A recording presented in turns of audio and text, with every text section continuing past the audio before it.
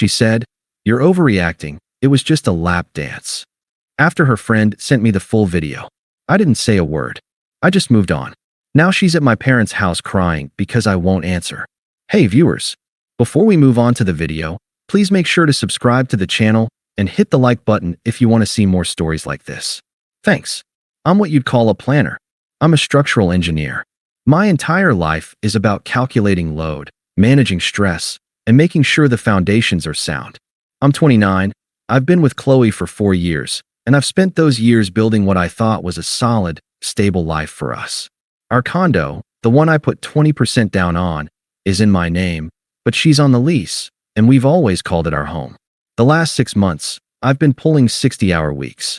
I'm the lead on a new municipal bridge project, and the overtime has been brutal, but the bonus was going to be huge. Qley saw it as bragging rights, money for a trip to Ibiza. I saw it as the last payment on an engagement ring. She's in marketing. She's the opposite of me. All flash, all energy, the kind of person who is the center of every room she enters. I'm the quiet guy in the corner she kisses at the end of the night. It always worked. I was her foundation.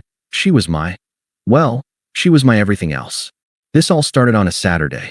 Qley's friend, Jessica, was getting married, and it was the night of her bachelorette party. I was at the kitchen island, half reviewing a schematic and half watching her get ready. She was in a dress that was more club than dinner, but she looked incredible. "Are you sure you don't mind me going?" she asked, adjusting a strap. She was already buzzing. "It's going to be a wild night. Jessica is a total degenerate, you know." I smiled. "It's Jess's big send-off. Go have fun." I looked at her and tried to make it a joke. Try not to end up on a Girls Gone Wild reboot. She laughed, a high, excited sound. "Huh, no promises. Love you, don't wait up." She kissed me, a fast, performative peck that smelled like hairspray and sweet vodka, and then she was gone. I remember shaking my head, amused. I trusted her. I really did. I hated the idea of being that guy, the controlling, insecure boyfriend who gives his girlfriend a curfew. She loved attention, but I'd always told myself it was harmless. She was with me, the boring, stable engineer. I worked for another hour, then did the responsible thing. I transferred my half of the month's bills to our joint account, added a little extra for her party fund, and went to bed, thinking about bridge supports and diamond cuts. I woke up alone on Sunday. That was expected. The apartment was still, and the late morning sun was cutting through the blinds. I was making coffee, expecting Qley to stumble in any minute, hungover, smelling like a bar, and full of stories she'd exaggerate for my benefit. My phone buzzed on the granite countertop. It was a number I didn't recognize, a text from a Sarah. I frowned. Sarah? Then it clicked. Jessica's cousin. I'd met her once at a barbecue. Quiet, seemed nice. The text was a gut punch. "Sarah. David, this is Sarah, Jessica's cousin. I don't know you well, and I'm probably setting my family on fire by doing this, but I've seen how Qley talks to you. You don't deserve this. She's telling everyone you're basically a doormat and would never have the guts to leave her. This was last night. I'm sorry. My blood went cold. A doormat? Before I could even process that, a second message came through from Sarah. It was just a video file. I set my coffee mug down. My hand was perfectly steady. I tapped the screen. It was 2 minutes long.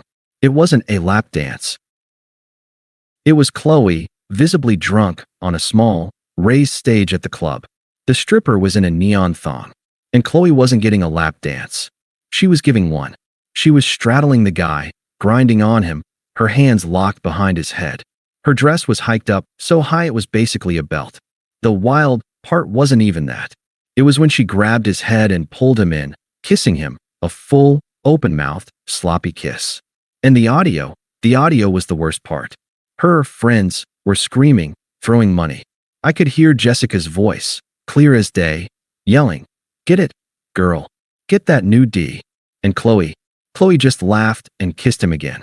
My entire world tilted. The 4 years, the bridge project, the ring. I felt nothing. Just a cold, empty, structural failure. I watched it again. Then a third time, just to be sure. I wasn't in shock. I was just done. The ick was so profound, so absolute. It was like a light switch being flipped off. The front door clicked open. Qley stumbled in, looking like a wreck. Her hair was a matted nest. Her makeup was smeared, and she was carrying her high heels in one hand.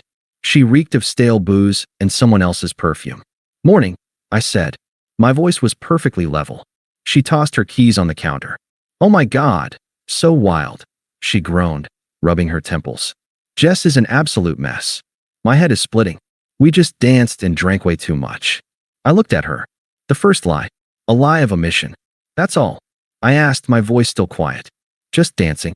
She stopped, finally sensing my tone. "Yeah, why? What's with the third degree? You're not my dad." "I heard there were strippers," I said. She let out a short, forced laugh. It was sharp and defensive. "Oh yeah? Of course. It's a bachelorette party. I got a lap dance, everyone did. It's not a big deal." The second lie. Minimizing. "Just a lap dance," I repeated. It wasn't a question. She finally turned to look at me, her eyes narrowed. The hungover, fun girl was gone, and the defensive, mean one was here. "Yes, just a lap dance." "What? Are you going to be one of those guys now?" "God," she spat, "you're overreacting. It's just what girls do." It didn't mean anything. Stop being so insecure. And there it was. The gaslighting. The dismissal. The insult. I was the problem. My insecurity. I didn't show her the video. I didn't yell. I didn't accuse her of kissing him or letting her friends mock me. I didn't need to. She had just shown me exactly who she was. She was the person who would do that, and I was the doormat who was supposed to stop being insecure and just accept it. A cold, beautiful calm settled over me. The engineer in my head took over. The foundation was compromised. The structure was a total loss. It was time for a controlled demolition. I just looked at her. "Okay," I said. Qley seemed to take that as a victory. "Okay, that's it. Good.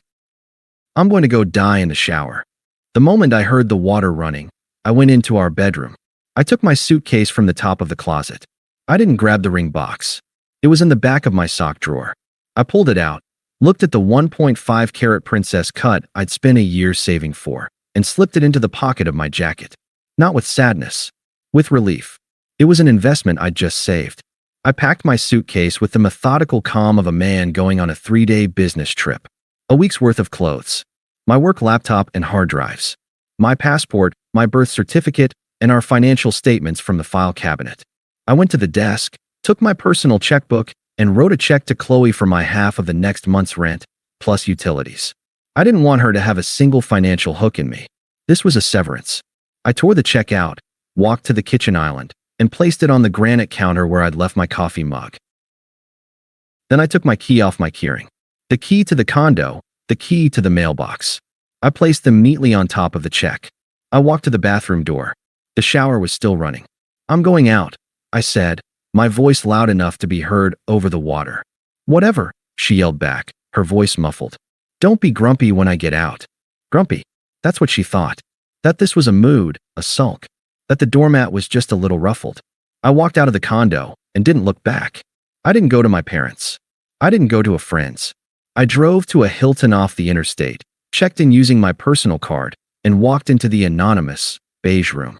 I sat on the end of the bed, took out my phone, and turned it off. I spent the next 48 hours in silence. I sat with it. I sat with the humiliation of the video, the way she kissed him, the way her friends cheered. But mostly, I sat with the sound of her voice in our kitchen.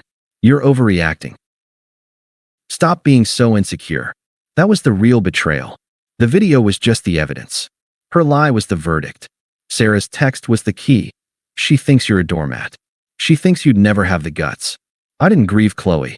I grieved the 4 years I'd invested in a faulty structure. I grieved my own blindness, the 1,000 small compromises I'd made, the 1,000 times I'd brushed off her harmless need for attention. I wasn't heartbroken. I was just awake. On Tuesday morning, I turned my phone on. It was a digital explosion. 38 missed calls. Over 100 texts. I made a plan. First, I blocked her number. Then I went through the texts and blocked every member of the bachelorette party. Jessica. Some other girl named Becca. All of them. Second, I opened my laptop and drafted an email to our landlord. I gave my official 30-day notice, explained I was moving out, and that Qley would be solely responsible for the lease or would be vacating at the end of the next cycle. I attached a PDF of the check I'd left her, showing she had my final month's payment. Clean. Professional. Third, I call my parents. Hey, Mom, I said when she picked up. David, I was worried. We haven't heard from you all week. I'm fine, Mom. I'm okay. Listen, I need to tell you something. Qley and I are done. We're over. It's bad, and it's final. There was a silence. My mother, God love her, knew not to pry for details. Okay, honey. Are you safe? Yes. I'm at a hotel. I've already handled the apartment. I need a few days. Please, just let Dad know. And I need you to promise me you won't answer the phone if she calls. Of course, she said, her voice turning firm. Of course. You take care of you. We're here. I hung up, feeling 100 pounds lighter. Before I blocked Qley's number, I made the mistake, or the blessing, of reading the text chain. It was a perfect, real-time log of her unraveling. It was the story of an empress realizing her entire kingdom was one man, and he'd just abdicated. Sunday, 3:15 p.m. While I was checking in, where are you? Your car is gone. Are you seriously still mad? Sunday, 7:40 p.m. While I was eating a club sandwich. Okay, I see the check. This is insane. You're leaving me over a joke? A stupid party? Call me now, David. This isn't funny. Sunday, 11:50 p.m. While I was sleeping. This is emotional abuse. You can't just leave. You're a child. I'm calling your mother. Monday, 9:02 a.m. While I was at a Starbucks, planning fine. Stay out. See how you like it. You'll be back by tomorrow. Monday, 4:18 p.m. David, please. I'm sorry. Okay. I'm sorry. Just come home, and we can talk. This is crazy. Tuesday, 8:59 a.m. Just before I turned the phone on, you bastard. The landlord just emailed me. You're leaving me? You're leaving me with the lease? After everything I've done for you? You're a coward. And that was it. Not a single I kissed a guy, or I lied. It was all you're leaving me. The flying monkeys were next. A text from Jessica, which I read just before blocking her. Jessica, dude, what's your problem? Qley is a wreck. You're being so cruel. She made one stupid mistake, and you're destroying her. She loves you. You're the one who is supposed to be the mature one. This is on you. This is on you. I almost laughed. I tapped block. I was about to shut my phone off and head to the office when one last text came through. It was Sarah, the cousin. Sarah, hey. Just saw you're not on social media, so you probably haven't seen it. Qley knows I sent you the video. Her whole girl squad is attacking me online, calling me a snake and a jealous bitch. Jessica is leading the charge.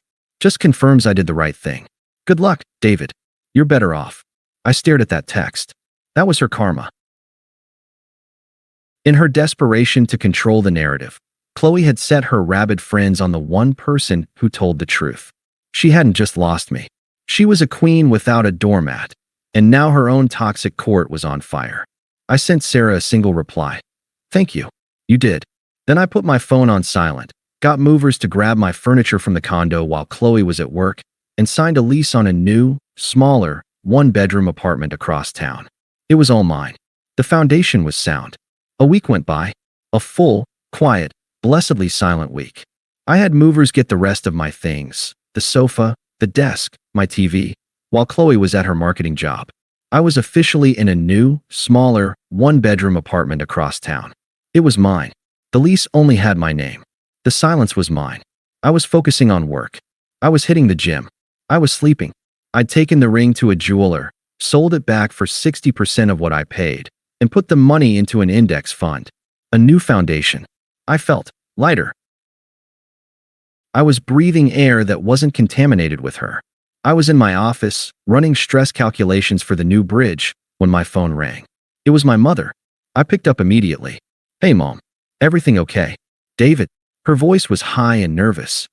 David, honey, are you okay? Yeah, Mom. I'm fine. I'm at the office. Why? You sound stressed. There was a heavy sigh on the other end. She's here. Who's here? But I already knew. My stomach didn't drop. It just hardened. Qley. She's here. At our house. She's on the front porch. And David, she's been ringing the bell for 10 minutes straight. She's crying. Your father is standing at the door and told her to leave, but she's just making a scene. He's about to call the police. The audacity. The sheer, radioactive audacity.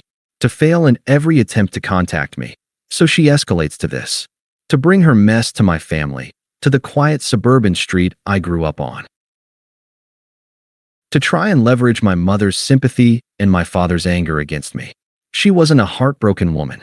She was a tactical manipulator who had just run out of levers and was now trying to light the whole control panel on fire. "Don't call the police," I said, my voice cold. I was already grabbing my jacket. "I'm on my way. Do not let her in the house. I'll handle it." I hung up, told my boss I had a family emergency, and walked out. The 20-minute drive was a blur. I wasn't angry. I wasn't sad. I was just an engineer on his way to condemn a dangerous, unstable structure. I pulled up to my childhood home, and there she was. The title of the scene was exactly as advertised. Qley was a complete wreck, crumpled on the bottom step of my parents' porch. She was in stained gray sweatpants, a hoodie I didn't recognize, and her hair was in a greasy, matted bun. Her face was red, blotchy, and swollen. This was not the hot girl from the club. This was the raw, pathetic reality. My father, a man of few words and immovable principles, was standing in the open doorway, his arms crossed over his chest. He wasn't yelling. He was just a wall. The second my car door opened, Qley's head snapped up. A jolt of something, hope, desperation, ran through her, and she ran at me. "David," she sobbed, her voice cracking. "Oh my God, finally. You're here. I've been so worried. You blocked me. You just vanished. I didn't know if you were okay." The lie was so reflexive, so pathetic, I almost felt a sting of pity. I crushed it. "Qley, you need to leave," I said. My voice was calm. "Cold. No, listen. Please." She tried to grab my arm. I stepped back. I didn't know what else to do. "You won't talk to me. David, I'm sorry." "Okay. I'm so sorry. It was a mistake. It was stupid. I was drunk. It meant nothing." "I know," I said. That stopped her. The practiced, frantic apology just died in her throat. You do? You know it meant nothing." "Yes," I said, looking her dead in the eyes. "I know it meant nothing to you. Our relationship, my respect, our future, that all meant nothing in that moment. You've made that perfectly clear." No, that's not true," she cried, the desperation coming back. "I love you. It was just a stupid dance." "You said I was overreacting," I said, my voice flat, just stating a fact. "But you hadn't told me the truth. You said it was just a lap dance. You didn't mention you were kissing him. You didn't mention your friends were joking about you getting new D. You didn't just betray me, Qley. You lied to my face and then tried to make me feel stupid for being hurt by the lie you did tell." Her face changed. The desperation and the tears vanished, replaced by a flash of pure, undiluted fury. Her true colors were ugly. "That bitch," she hissed, her voice dropping to a growl. "That fucking snake Sarah. She sent you the video, didn't she? She was always jealous of me." And there it was. The final nail. Not, "I'm sorry I did it," but "I'm sorry you saw it." I almost smiled. She'd just set me free. "It doesn't matter who sent it," I said. "I saw it. I saw you. And I saw you lie about it." The anger faded, and the raw panic returned. She played the wrong card and knew it. "Okay, fine. I messed up. I lied. But 4 years, David. You're throwing away 4 years over one night? You're just going to walk away from us?" "No," I said. "I'm not walking away. I've already moved on. My things are out of the condo. I'm off the lease. Our joint accounts are closed. There is no us to walk away from. We're done." That's when she truly broke. "No, please," she shrieked, lunging forward and grabbing the front of my jacket. "You can't. I can't afford the condo on my own. David, please. I'll do anything. I'll go to therapy. Just don't do this to me." I looked down at her hands on my jacket. Then I calmly, deliberately, unhooked her fingers, one by one, and stepped back. "That's not my problem anymore," I said. "You're right, it was 4 years. And I'm not throwing them away. I'm learning from them. My biggest lesson is what I'm not willing to accept. And this, you, is what I'm not willing to accept." The mask was gone. The true, ugly, rotten foundation was exposed. "You bastard," she screamed, her voice echoing down the quiet street. "You selfish bastard. You think you're so perfect? You'll never find anyone. You're boring. You're safe. I was the best thing that ever happened to you." "Goodbye, Qley," I said. I turned my back on her. "Don't ever come to my family's home again." I walked away from her, up the path. My dad was still in the doorway, but his arms weren't crossed anymore. He looked at me, and he gave me a single, proud nod. I walked past him into the house. I heard her scream my name one more time, a sound of pure, frustrated rage. Then the front door clicked shut behind me, sealing off the sound. I walked into the kitchen. My mom was at the table, wringing her hands, her face a mask of worry. I sat down across from her, and for the first time in 4 years, I took a deep, clean breath. I was free. Thanks for watching. Make sure to subscribe to the channel and hit the like button. What do you think about this story? Share it in the comments.